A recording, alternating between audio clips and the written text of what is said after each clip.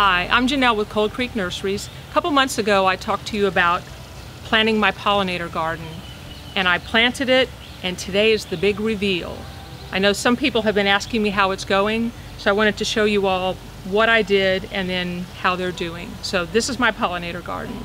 Before I tell you about the plants that I actually planted, I want to explain a little bit how I did the bed prep and how I figured out exactly what I was going to do.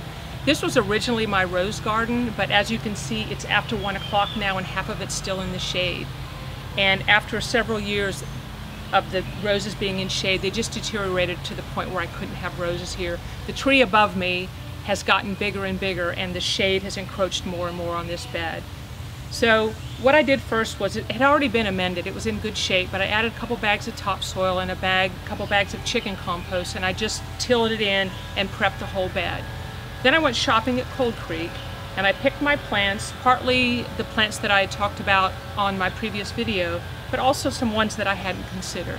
And I also had some plants of my own. I used this Stoma Bio Starter. It's a starter fertilizer, but it also has a fungus in it that adheres to the roots and helps them to grow better.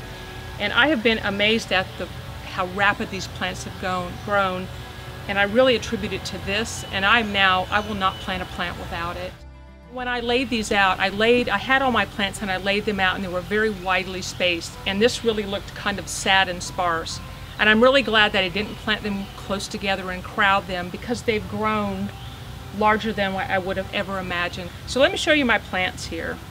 The first I have is Lantana and Verbena, and I planted them in the front because they're going to stay more low growing. I think the Lantana is going to take over. It's easy to keep pruned back, and I probably will, but I really like it, and the bees and the butterflies have been on it. Over here I have a variety of Sedum. I have no idea what variety it is, but I thought the foliage was pretty. It's something that a friend of mine had given me. It had been in a little plastic pot for probably 10 years, and once I got it out of the pot, it looks amazing. This is African blue basil, and it was my great performer last summer. The big bumblebees really liked it, and they actually slept on the plant at night. This is butterfly weed, the Asclepius tuberosa. This is the native variety, and you'll see back here, this is the southern, the more tropical variety, which you'll see at Cold Creek that the monarchs really like. But I wanted you to see this one here because it is native and local to our area. And if you just take a note of those orange flower heads, when the plant is more mature, they're going to be a lot bigger. And you'll see these a lot of times growing alongside the highway. So it's something to kind of look at this time of year. I have Portulaca here, which you can see it blooms heavily, but the blooms only last a day. So like every day there are new blooms here. This is Cilantro, which has gone to seed. I was going to dig it up and plant another one, but I thought I would just wait a few days to see what might show up pollinator wise, and I've just had some big bumblebees on it, so I'm going to keep it around a while. This is Jerusalem sage. It's just started to bloom. It's supposed to get pretty big, so I left a lot of room for it. This is Salvia. This has been the favorite of all of the bees. They're on them almost all the time. And I would note that the bees have gotten a lot more active in the last 2 weeks. Early on, I didn't see any, but I'm seeing them now. Many more bumblebees and a lot more bees on the perennial tables at Cold Creek. This is Sedum Autumn Joy, which is going great guns, and I think it's going to not be long before it blooms. It looks like it's putting up flower heads right now. And this is Catmint, which I just planted.